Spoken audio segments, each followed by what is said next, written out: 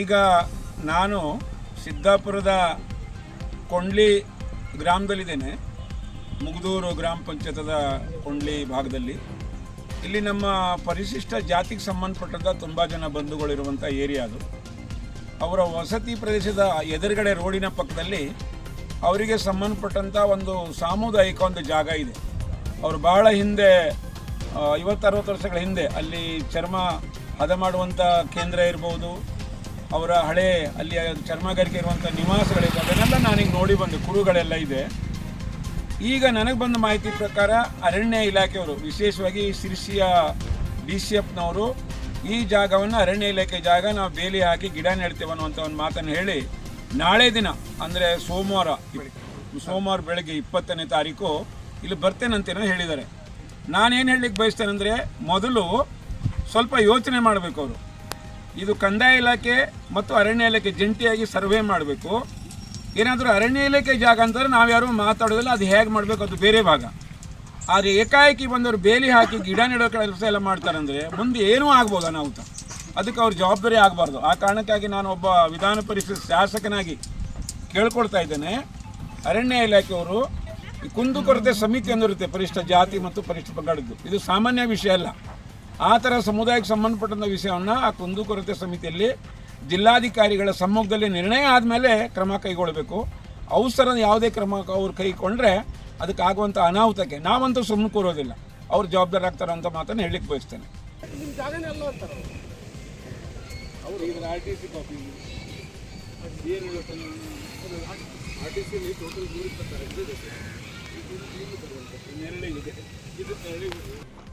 ಎಲ್ಲರಿಗೂ ನಮಸ್ಕಾರ. ನಮ್ಮ ಕರೆಗುಂಡಿ ಹಾಗೂ ಸ್ಮಶಾನ ಅಭಿವೃದ್ಧಿ ಸಮಿತಿಯ ಅಧ್ಯಕ್ಷರೇ, ಅಟ್ರಾಸಿಟಿ ಕಮಿಟಿಯ ನಾಮನಿರ್ದೇಶನ ಸದಸ್ಯರೇ ಹಾಗೂ ಬಂದಂಥ ಎಲ್ಲ ನನ್ನ ಸಮಾಜದ ಪ್ರಮುಖ ಮುಖಂಡರುಗಳೇ, ಬಂಧು ಬಳಗದರೇ, ತಾಯಂದಿರೇ, ಮಹಿಳೆಯರೇ ಹಾಗೂ ಮಾಧ್ಯಮದ ಸ್ನೇಹಿತರೆ, ಸ್ವಾಮಿ 100-150 ವರ್ಷಗಳಿಂದ ಈ ಜಾಗದಲ್ಲಿ ನಮ್ಮ ತಾತಂದಿರು ಕುಲುಕಸವಾದ ಚರ್ಮೋದ್ಯೋಗ ಕೆಲಸವನ್ನ ಮಾಡಿಕೊಂಡು ಜೀವನ ಮಾಡ್ಕೊಂಡು ಬಂದಿರೋಂಥ ಜಾಗ ಇದು.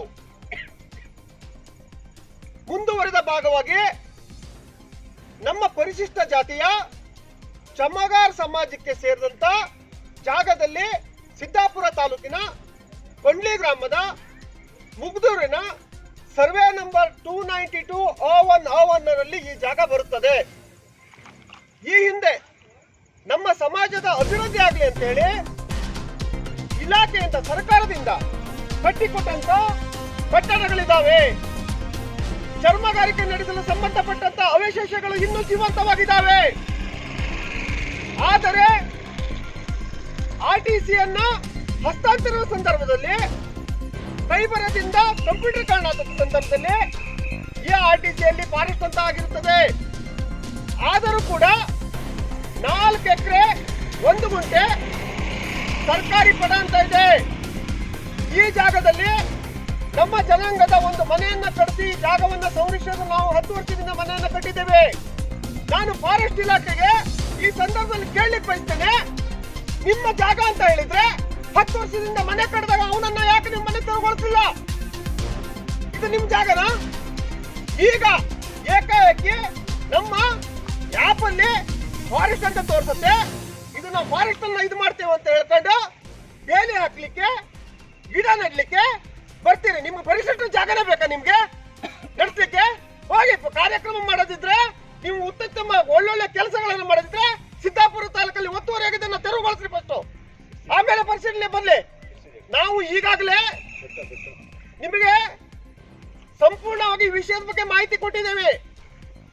ಸನ್ಮಾನ್ಯ ಶಾಸಕರಿಗೆ ಕೂಡ ಈ ವಿಷಯವನ್ನು ನಾವು ಹೇಳಿದ್ದೇವೆ. ಅವರು ಕೂಡ ಮೊನ್ನೆ ಈ ಸ್ಥಳದಲ್ಲಿ ಬಂದಾಗ ಇದೇ ಜಾಗದಲ್ಲಿ ಒಂದು ಬಸ್ ಸ್ಟ್ಯಾಂಡ್ ಬೇಕು ಅಂತ ಹೇಳ್ತಿದ್ರೆ ಅದು ಕೂಡಲೇ ಬಸ್ ಸ್ಟ್ಯಾಂಡ್ ಆಗಬೇಕು. ಈ ಭಾಗದಲ್ಲಿ ಸಾರ್ವಜನಿಕರು ಬಹಳ ಓಡಾಡ್ತಾರೆ. ಹಾಗೂ ನಾವು ಸಂಸದರಲ್ಲೂ ಕೂಡ ನಾವು ಈ ವಿಷಯವನ್ನ ಗಮನಕ್ಕೆ ತಂದಿದ್ವಿ. ಅವರು ಕೂಡ ಜಿಲ್ಲಾಧಿಕಾರಿಗಳಿಗೆ ಶಿಫಾರಸನ್ನು ಮಾಡಿದ್ದಾರೆ, ಪರಿಶಿಷ್ಟರ ಜಾಗ ಅವರಿಗೆ ಸಂರಕ್ಷಿಸುವಾಗಿ ಇಡಬೇಕು ಅಂತೇಳಿ. ನೀವು ತರಾತುರಿಯಲ್ಲಿ ಬಂದು ಬೇಲಿ ಹಾಕಿ ನೋಡಿದ್ರೆ, ಕಳೆದ ತಿಂಗಳ 11ನೇ ತಾರೀಕಿಗೆ ಕಡಿಮೆ ಪ್ರಕರಣದಲ್ಲಿ ನಾಗರಾಜ್ ಚೆನ್ನೈ ಅಂತ ವ್ಯಕ್ತಿ ಮೇಲೆ ನೀವು ಹಲ್ಲೆ ಮಾಡಿದಾಗ ನನ್ನ ಚಮ್ಮಾರಿಕೆ ಜನಾಂಗದ ಮುಖಂಡರು ನಿಮ್ಮ CF ಆಫೀಸ್ ಸಿರ್ಸಿಗೆ ಮುತ್ತಿಗೆ ಹಾಕಿ ಅಲ್ಲಿ ಪ್ರತಿಭಟನೆಯಲ್ಲಿ ಮಂಚೂರಿಯಲ್ಲಿ ಕಾಣಿಸ್ಕೊಂಡಿದ್ರು. ಅವತ್ತೇ ನೀವು ನಮ್ಮ ಮೇಲೆ ಬಲ ಪ್ರಯೋಗ ಮಾಡಕ್ಕೆ ಅವತ್ತು ನೀವು ಶಪಥ ಮಾಡಿದ್ರಿ. ಈ ಜನಾಂಗಕ್ಕೆ ಏನಾದ್ರೂ ಮಾಡಿ ನಾವು ತೊಂದರೆ ಕೊಡ್ಬೇಕು ಅಂತೇಳಿ ಅವತ್ತು ನೀವು ಸವಾಲು ಹಾಕಿದ್ರೆ, ಆ ಸವಾಲಿನ ಅನುಗುಣವಾಗಿ ಇವತ್ತು ಬಂದು ನೀವು ಬೇಲಿ ಹಾಕ್ಲಿಕ್ಕೆ ಬಂದಿದ್ರಿ. ಏನು ನಮ್ಮ ಜಮಾಂಗ ಬದುಕಬಾರ್ದ? ಇಲ್ಲಿ ಪರಿಶಿಷ್ಟರು ಬದುಕಬಾರ್ದ? ಏನ್ ತಿಳಿದಿದ್ರಿ ನೀವು? ಏನ್ ತಿಳಿದಿದ್ರೆ ನಾವು ಈಗ ಶಿವಮೊಗ್ಗಕ್ಕೆ ಹೋಗಂತ ಸಂದರ್ಭದಲ್ಲಿ ಸನ್ಮಾನ್ಯ ವಿಧಾನ ಪರಿಷತ್ನ ಶಾಸಕರಾದಂತ ಶಾಂತಾರಾಮ್ ಸಿದ್ದಿ ಅವರನ್ನ ಈಗ ಸ್ಥಳಕ್ಕೆ ಕರ್ಕೊಂಡು ಬಂದು ಅವರು ಕೂಡ ಸ್ಥಳ ಪರಿಶೀಲನೆ ಮಾಡಿ ಇದರಲ್ಲೆಲ್ಲರೂ ವಿಚಾರ ಮಾಡಿದ್ರೆ ನಿಮ್ಮ ಸಮುದಾಯಕ್ಕೆ ಸಂಬಂಧಪಟ್ಟ ಎಲ್ಲ ಅವಶೇಷಗಳಿದೆ, ನಿಮ್ಮ ಸಮುದಾಯದ ಜಾಗ ಅಂತ ಹೇಳಿ ಅವರು ಕೂಡ ಈಗ ಜಿಲ್ಲಾಧಿಕಾರಿಗಳಿಗೆ, DCF ಅಧಿಕಾರಿಗಳಿಗೆ, ಸಂಬಂಧಿಸಿದ ಅಧಿಕಾರಿಗಳಿಗೆ ತಾನು ಫೋನ್ ಮಾಡಿ ಇದನ್ನು ಸೂಚಿಸ್ತೇನೆ ಅಂತ ಹೇಳ್ತಾ ಇದ್ದಾರೆ. ಇನ್ನೊಂದು ವಿಷಯವನ್ನು ಹೇಳಿಕ್ ಬಯಸ್ತೇನೆ. ನಾಳೆ ಬೆಳಿಗ್ಗೆ ಏನಾದ್ರೂ ನೀವು ಬಂದು ಬೇಲಿ ಹಾಕಿ ತರಾತುರಿಯಲ್ಲಿ ನೀವು ಬೇಲಿ ಹಾಕ್ಲಿಕ್ಕೆ ಬಂದ್ರೆ ನಮ್ಗೆ ಇಷ್ಟು ಜನಾಂಗದವರು ಬಂದು ನಾವು ಒಲುತ್ತೇವೆ. ನಮ್ಮ ಹೆಣದ ಮೇಲೆ ನೀವು JCB ಇಂದ ಬೇಲಿ ಹಾಕ್ಬೇಕು. ನಮ್ಮ ಹೆಣವನ್ನ ದಾಟಿ ನೀವು ಹೋಗ್ಬೇಕು. ಪರಿಶಿಷ್ಟರು ಸಾಮೂಹಿಕ ಆತ್ಮಹತ್ಯೆ ಮಾಡ್ಕೊಂತೇವೆ ಅಂತ ಹೇಳಿ ಬಯಸ್ತೇನೆ ನಾನು. ಏನು ತಿಳಿದಿದ್ರಿ ನೀವು? ಪರಿಶಿಷ್ಟರು ಅಂದ್ರೆ ಬದುಕ ಹಕ್ಕಿಲ್ಲ ನಮ್ಗೆ. ನಾವು ಕೂಡ ಹೇಳಿದ್ದೇವೆ ನಿಮ್ಮ ಇಲಾಖೆಗೆ ನೀವು ಜಂಟಿ ಸರ್ವೆ ಮಾಡಬೇಕು. ಫಾರೆಸ್ಟ್ ಇಲಾಖೆ ಮತ್ತು ಕಂದಾಯ ಇಲಾಖೆಯವರು ಜಂಟಿ ಸರ್ವೆ ಮಾಡಬೇಕು. ಅವಾಗ ನಮ್ಗೆ ಇಲ್ಲಿ ಫಾರೆಸ್ಟ್ ಇಲಾಖೆ ಅಂತ ಹೇಳಿದ್ರೆ ನಾವು ಕೂಡ ನಿಮ್ ಕೈ ಜೋಡಿಸ್ತೇವೆ. ಇದನ್ನ ನೀವು ಸಂರಕ್ಷಿಸಲಿಕ್ಕೆ ಬೇಲಿ ಹಾಕ್ತೇವೆ ಅಂತ ಹಾಕಿ ಅಂತ ಹೇಳಿದೀವಿ. ಏನಂತ ಹೇಳಿದೇವೆ ನಾವು? ಫಸ್ಟ್ ಅತಿಕ್ರಮಣ ಆದಂತ ಜಾಗವನ್ನ ಖುಲ್ಲಾಪಡಿಸ್ರಿ, ಆಮೇಲೆ ಸಂರಕ್ಷಿಸುವ ಅಂತ ಹೇಳಿದ್ದೇ ಇಲ್ಲ. ನೀವೇನ್ ಮಾಡ್ತಾ ಇದ್ರಿ? ಈಗ ಇಲ್ಲಿ ಬಂದು ತೋರಿಸ್ತೇನೆ ನಿಮ್ಗೆ. ಅತಿಕ್ರಮಣ ಆಗಿಲ್ವಾ? ಈಗ ನಾವು ಬಂದ ತಕ್ಷಣ ನಾವಿಲ್ಲಿ ಸ್ವಚ್ಛತೆ ಮಾಡ್ಬೇಕು, ಏನೋ ಒಂದು ಕಾರ್ಯಾಗಾರ ಮಾಡ್ಬೇಕು ಅಂತೇಳಿ ಇವತ್ತು ಬೆಳಗ್ಗೆ ನನ್ನೆಲ್ಲ ಸಮುದಾಯದ ಮುಖಂಡರು ಬಂದು ನಾವು ಇಲ್ಲಿ ಬಂದಂತ ಸಂದರ್ಭದಲ್ಲಿ ಅಧಿಕಾರಿಗಳಿಗೆ ಕರೆಸಿ ನಮಗೆ ಬೆದರಿಸ್ತೀರಾ ನೀವು? ಏನ್ ತಿಳ್ಕೊಂಡಿದ್ರಿ ನೀವು? ಮುತ್ತಿಗೆ ಹಾಕ್ತೇವೆ. ನಾನು ಹೇಳ್ತಾ ಇದ್ದೀನಿ 25ನೇ ತಾರೀಕು ಕಾರವಾರದಲ್ಲಿ ಅಟ್ರಾಸಿಟಿ ಕಮಿಟಿ ಮೀಟಿಂಗ್ ಕರೆದಿದ್ದಾರೆ. ನಾವು ಅವತ್ತಿನ ದಿವಸ ಇದು ಧ್ವನಿ ಎತ್ತೇವೆ. ನಮಗೆ ಜಿಲ್ಲಾಧಿಕಾರಿಗಳು ಹಾಗೂ ಮೇಲಧಿಕಾರಿಗಳ ಮೇಲೆ ಸಂಪೂರ್ಣ ವಿಶ್ವಾಸ ಇದೆ. ನೀವೇನಾದ್ರೂ ತರಾತುರಿಯಲ್ಲಿ ನಾಳೆ ಬಂದು ಬೇಲಿ ಹಾಕ್ಲಿಕ್ಕಿದ್ರೆ ನಿಮ್ಮ ಇಲಾಖೆಗೆ ಮುತ್ತಿಗೆ ಹಾಕ್ತೀವಿ, ರಸ್ತೆ ತಡೆ ಮಾಡ್ತೀವಿ. ಆಗುವಂತ ಸಾವು ನೋವುಗಳಿಗೆ ನೀವೇ ನೇರ ಕಾರಣರು, ಫಾರೆಸ್ಟ್ ಇಲಾಖೆಯವರು ಅಂತ ಹೇಳಿ ನಾನು ಮಾಧ್ಯಮದ ಮೂಲಕ ಹೇಳಲಿಕ್ಕೆ ಬಯಸ್ತೇನೆ. ನಮ್ಗೆ ಯಾವ ವೈಯಕ್ತಿಕ ದ್ವೇಷ ಇಲ್ಲ, ಯಾವ ಅಧಿಕಾರಿಗಳ ಮೇಲೆ ದ್ವೇಷ ಇಲ್ಲ. ನಾವು ಕಡೆಯ ಪ್ರಕರಣದಲ್ಲಿ ಮಂಜೂರಿಯಾಗಿ ನಾವೆಲ್ಲ ನಾಯಕರು ಮುಖಂಡರು ಇದ್ರು ಅಂತ ಹೇಳಿ ಇವತ್ತು ಚಮ್ಮಾರಿಗೆ ಜನಾಂಗವನ್ನ ತುಳಿದ ಕೆಲಸ ಮಾಡ್ತಾ ಇದ್ದೀರಿ ನೀವು. ನಾಚಿಕೆ ಹೇಳೋದು ನಿಮ್ಗೆ? ನಾಚಿಕೆ ಆಗಲ್ವ ನಿಮ್ಗೆ? ನಿಮ್ಮ ಕಾರ್ಯವೈಖರಿ ಮಾಡಿ ನಿಮ್ಗೆ ಬೇಕಾದಷ್ಟು ದೊಡ್ಡ ಹುದ್ದೆ ಇದೆ. ಅದು ಬಿಟ್ಟುಕೊಂಡು ಪರಿಶಿಷ್ಟರಿಗೆ ಯಾಕೆ ತರ ತೊಂದರೆ ಕೊಡ್ತೀರಿ? ಈ ಕ್ಷೇತ್ರದಲ್ಲಿ ಪರಿಶಿಷ್ಟರು ಬದುಕಬಾರ್ದ? ಏನ್ ತಿಳ್ಕೊಂಡಿದ್ರಿ ನೀವು? ಪರಿಶಿಷ್ಟರಿಗೆ ಕಾನೂನು ಇಲ್ವಾ? SC ಯಾಕೆ ಹಾಕಿದೆ? ದಲಿತ ಜನ ಕಮಿಟಿ ಹಾಕಿದೆ, ಕುಂದುಕೊರತೆ ಸಭೆ ಯಾಕೆ ಮಾಡ್ತಾರೆ? ಏನ್ ತಿಳ್ಕೊಂಡಿದ್ರಿ ನೀವು? ಸರಿಯಾಗಿ ನೋಡಿ, ಪರಾಮರ್ಶೆ ಮಾಡಿ ತುಡುಕಿ ನಿರ್ಧಾರ ತೆಗೆದುಬಾರ್ದು. ಫಾರೆಸ್ಟ್ ಇಲಾಖೆ ಅಧಿಕಾರಿಗಳಿಗೆ ನಾನು ಎಚ್ಚರ ಕೊಡ್ತೇನೆ. ನೀವು ಯಾವ್ದಾದ್ರು ತುಡುಕಿನ ನಿರ್ಧಾರ ತೆಗೆದುಕೊಂಡ್ರೆ ಇಡೀ ಕರ್ನಾಟಕ ರಾಜ್ಯದ ನನ್ನ ದಲಿತ ಸಂಘಟನೆಗಳು ಇದಕ್ಕೆ ದೊಡ್ಡ ಹುದ್ದೆಯಲ್ಲಿ ಇದ್ದಂತ ಎಲ್ಲ ಅಧಿಕಾರಿಗಳಿಗೆ ನಾವು ಎಚ್ಚರಿಕೆಯನ್ನು ಕೊಡ್ತಾ ಇದ್ದೇವೆ. ನೀವು ನಿಮ್ಮ ಕೆಳ ಹಂತದ ಅಧಿಕಾರಿಗಳಿಗೆ ಹೇಳಿ ತಟಸ್ಥ ಉಳಿಬೇಕು. ನಾವು ಸರ್ಕಾರಕ್ಕೆ ಗೌರವ ಕೊಡ್ತೇವೆ, ಅಧಿಕಾರಿಗಳಿಗೆ ನಂಬಿಕೆ ಇದೆ, ಇಡಬೇಕು. ನಾವು ಯಾವುದನ್ನು ಕಾನೂನು ಬಾಹಿರ ಕೆಲಸ ಮಾಡ್ತಾ ಇಲ್ಲ.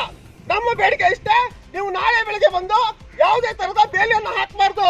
ಎರಡು ಇಲಾಖೆಗಳು ಜಂಟಿ ಸರ್ವೆ ಆಗಿದ ಮೇಲೆ ಮುಂದಿನ ದಿನಗಳಲ್ಲಿ ಮಾನ್ಯ DC ಸಾಹೇಬರು, DC ಮೇಡಮ್ ಕೂಡ ಸ್ಥಳಕ್ಕೆ ಬಂದು ಪರಿಶೀಲನೆ ಮಾಡಿ ನೀವು ಕೂಡ ನಿರ್ಧಾರ ಮಾಡಬೇಕು ಅಂತ ಈ ಸಂದರ್ಭದಲ್ಲಿ ಹೇಳ್ಕಂತ ನನ್ನ ಮಾಧ್ಯಮ ಮಿತ್ರದವರು ಎಲ್ಲರೂ ಕೂಡ ನಮಗೆ ಸಪೋರ್ಟ್ ಆಗಿ ನಿಂತಿದ್ದಾರೆ. ನಿಮಗೂ ಕೂಡ ಒಂದಿಸ್ತಾ ನನ್ನ ಮಾತನ್ನು ನಿಲ್ಲಿಸ್ತೇನೆ.